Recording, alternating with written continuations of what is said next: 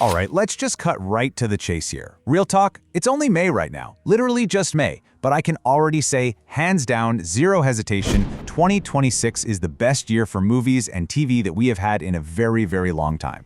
Welcome back to CloudyCinema, everybody. I'm Akarshan, and in today's explainer, we are breaking down exactly why this year is just an absolute monster for pop culture and cinema fans. I mean, we're talking huge franchise returns, insane streaming drops, and a holiday box office that is quite literally going to rewrite history.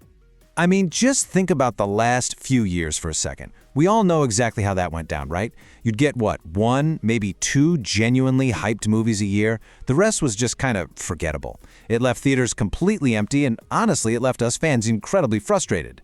But 2026? Oh man, it is absolutely stacked. It's like something just shifted in the air. The industry finally woke up, studios stopped playing it safe, and they actually started delivering exactly what we've been begging for. And honestly, right now, sitting here in May, we've already had drops that would have easily been the absolute pinnacle of any other year. Which brings us to Section 1. May blockbusters deliver big. Because these massive releases, they're already hitting theaters right now, setting a ridiculously high bar. Let's look at the May double punch. First up, Mortal Kombat 2, which just dropped on May 8th. Now look, I know the 2021 reboot was a little bit of a mixed bag for some people, but this sequel, man, they swung so much harder. We finally get the actual Mortal Kombat tournament. Plus, Shao Kahn steps in as the main villain, which just skyrockets the stakes exponentially. And honestly, the absolute best part? Karl Urban is perfectly cast as Johnny Cage, bringing that sort of rugged, arrogant energy he perfected on The Boys right into this universe. Yeah, I was in the theater on day one for sure. It's the exact adrenaline injection this franchise needed. But then there's the number 7. Just let that sink in for a second. 7. It has been an agonizing 7-year wait since the last Star Wars movie, The Rise of Skywalker, all the way back in 2019. For a franchise this massive, a literal cultural cornerstone, 7 years of dead space on the big screen is an absolute eternity. Fans have been incredibly patient, basically just surviving off streaming content. But guys, the wait is finally over. Din Djarin and Grogu hit the big screen on May 22nd, and I literally cannot overstate my excitement for this. Taking them from Disney Plus and throwing them back into the theatrical experience, right where Star Wars belongs, is just a game changer. It completely validates all the massive storytelling they've been doing on television. And look at the team.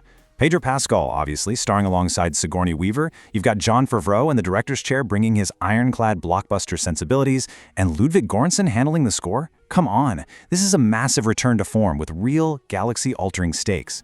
All right, moving on to Section 2. Streaming series check-in. Because listen, 2026 isn't just dominating the box office. The streaming side has been equally wild. Let's do a quick check-in, starting with The Boys Season 5. They just keep finding terrifying new ways to push Homelander's limits as a top-tier villain. We're exploring the darkest corners of his psychology, seeing what happens when an unstoppable god basically just snaps. Right now, 7 episodes are out, so we've only got the finale left. Now, I'll be totally honest with you, Episode 7 felt a little slow to me. Kind of felt like a setup episode, you know? But overall, this season is absolutely delivering the goods and setting up a monumental clash. Then we have Daredevil Born Again Season 2. That season is completely finished now, and wow, the ending felt so incredibly earned. It really felt like the writers just completely understood the assignment, leaning all the way back into the gritty, street-level stakes that made the original Netflix run so special. They balanced the brutal action with the psychological courtroom drama flawlessly. It was satisfying on every single level.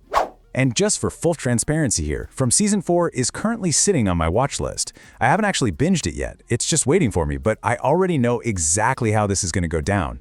This show is an absolute masterclass in building tension and mystery, completely trapping you in its terrifying mythology. Once you start, you literally cannot stop. So yeah, I'm definitely gearing up for a major binge session very soon, probably this weekend.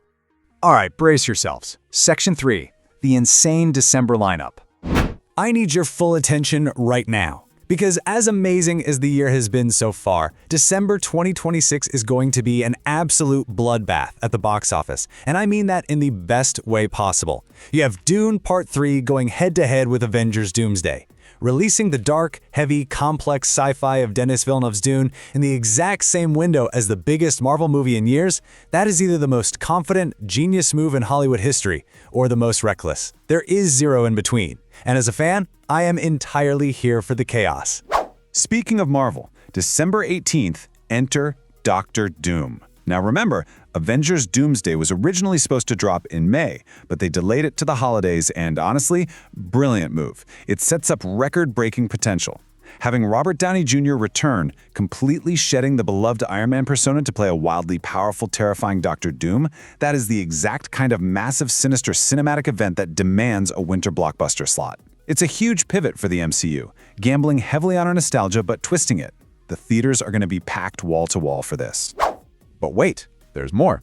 December 11th gives us Jumanji Open World. Okay, confession time, I have a massive soft spot for the Jumanji franchise. I just love it. And taking that format and evolving it into an open world sandbox concept, that's a genius hook. It fundamentally changes the rules of the game they're trapped in, breaking out of linear levels into a massive, unpredictable map where literally anything can happen. I will 100% be catching this in theaters. It's the exact kind of fun, big screen experience I'm always looking for. And then, saving the best for last, December 25th, Christmas Day. The premiere of the Harry Potter HBO Reboot. We are getting an 8-episode season covering the Philosopher's Stone from the ground up. New cast, massive production budget, and get this, they brought in the brilliant showrunner from Succession, steering the ship. That means we are getting a genuinely prestige television take on the wizarding world. The character dynamics, the dark politics of Hogwarts, it's all going to be incredibly elevated. Look, I am not trying to play it cool about this. I'm just not. That is exactly where I'm at. I am a hardcore, super nostalgic Harry Potter fan, and I am so unbelievably thrilled that they finally have the HBO-level runtime to cover every single chapter, every nuanced detail, and every incredible moment that had to be cut from the original movies. The world-building potential here is completely limitless. I am hyped. Full stop. Which brings us to Section 4. What is your pick? So, let's wrap this explainer up. We've talked about the massive May double punch, the killer TV series holding us down right now, and that absolute titan of a December lineup. And hey, that's not even counting the crazy drops in between, like Spider-Man Brand New Day, coming on July 31st. If I missed any big titles that you think deserve to be in this explainer, you've got to point them out to me in the comments. But here's my final question for you.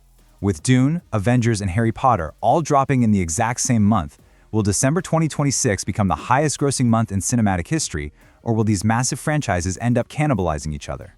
Directly comment your top December pick down below. And if you are as hyped for 2026 as our caution is, yep, that's me, hit that like button. It is the best year for cinema in a long time, and we are just getting started. I'll catch you in the next one.